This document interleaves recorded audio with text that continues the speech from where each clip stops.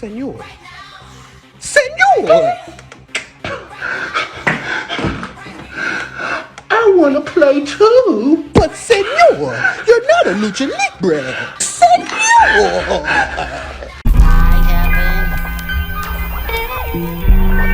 Blackmore.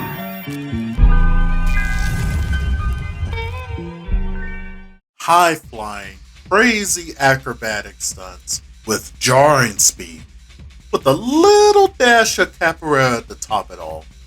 What do you get? Lisa, aka La Mariposa. Yes, that's right. This episode I'll be covering one of Dead or Alive's luchadora fighter. So I'll be breaking down the style of Lucha Libre. So sit back and relax as we dive into this week's episode on history behind the fighting styles. Lucha Libre, aka free fight in Spanish, is most commonly used in Mexico and Spanish-speaking countries, referring to a specific form of professional wrestling involving varied techniques and moves, characterized by rapid sequences of holds, moves, and crazy mask designs. Lucha Libre fighters are known as luchadors or luchadoras if they are female. Luchadors are traditionally agile, performing crazy aerial maneuvers and executing high-flying moves, which are like the strong characteristics of a Lucha Libre, by utilizing the wrestling ring's ropes to catapult themselves towards their opponents, using combinations in fast, rapid-fire succession, and complex submission holds. Lucha Libre also has different weight classes on top of everything. Many cater to smaller fighters though, who often make their debuts in their mid-teens. This pretty much helps dynamic, high-flying luchadors to develop years of experience by their mid-20s, so that they're not so much green by the time they're adults. Masks for Lucha Libre have been used dating back to the beginnings of the 20th century and have a historical importance to Mexico in general.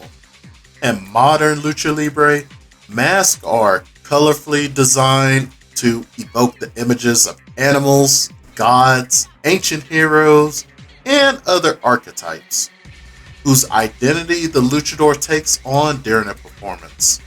Sometimes, if a wrestler is about to retire, they will unmask in their final bout or at the beginning of a final tour. Losing the mask signifies the end of a gimmick, with the wrestler moving on to a new gimmick and mask. The mask is considered sacred to a degree, so much so that fully removing an opponent's mask during a match is grounds for disqualification or even looked at as disrespect. Another thing I noticed is that La Mariposa's Lucha Libre moves seem to be based around the pro wrestler Nabayoshi Nakamura, aka Dragon Kid, Ultimo Dragon's pupil, I may add. Originally debuted in '97 as a first-term student, then given the gimmick of Dragon Kid. He spent '98 wrestling in Mexico, but he did have a short run with WCW working as Little Dragon. His only biggest appearance on WCW would be him winning over Eddie Guerrero. Dragon Kid is still at it even today with the Dragon's Gate.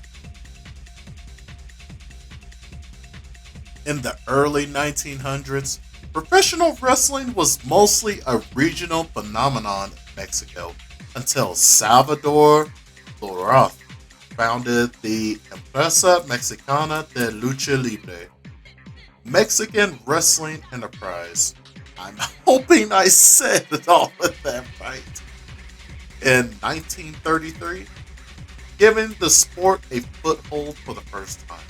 It quickly became the premier spot for wrestlers, as television became a viable entertainment medium during the 1950s. Odoroth was then able to broadcast his wrestling across the nation, subsequently yielding a popularity explosion for the sport.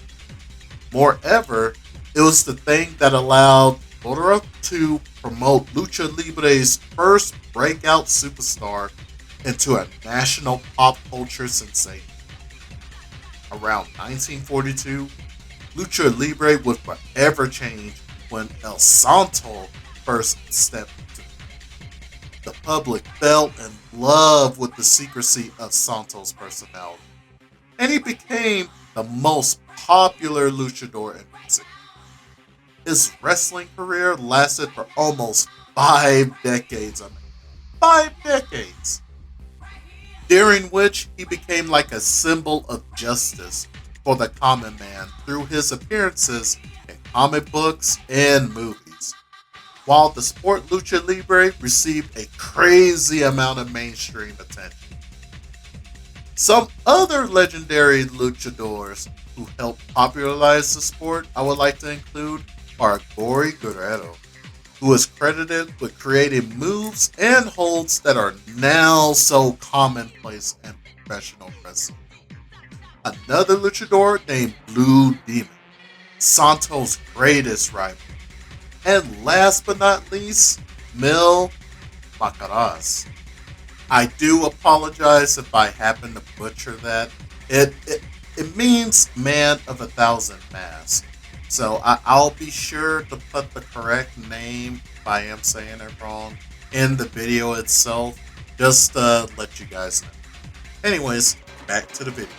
Who is credited with introducing the high-flying moves of Lucha Libre to audiences around the world? To this day, we are still seeing Lucha Libre being pushed to new heights, and still popular as ever. La Mariposa is another favorite character of mine within Dead or Alive. I feel it's such a wonderful sight to look at, especially the high-flying moves with beautiful animations to look at, to the capoeira, to all of the wonderful Lucha Libre action. I really hope to see this character again whenever Team Ninja decides to revisit the franchise again. Only one can hope. If you've made it towards the end of the video, thank you so much. None of this would be possible without you guys. Like, seriously. These next few videos coming up, along with a special announcement, are in store for you all. Stay tuned. I will be posting more about that in the community tab as well, besides videos. So, y'all look forward to that. Please give a like, subscribe, and hit that bell to be notified of more content. This is Blackmore2323. Love y'all. Stay safe out there. Peace. What is important to you?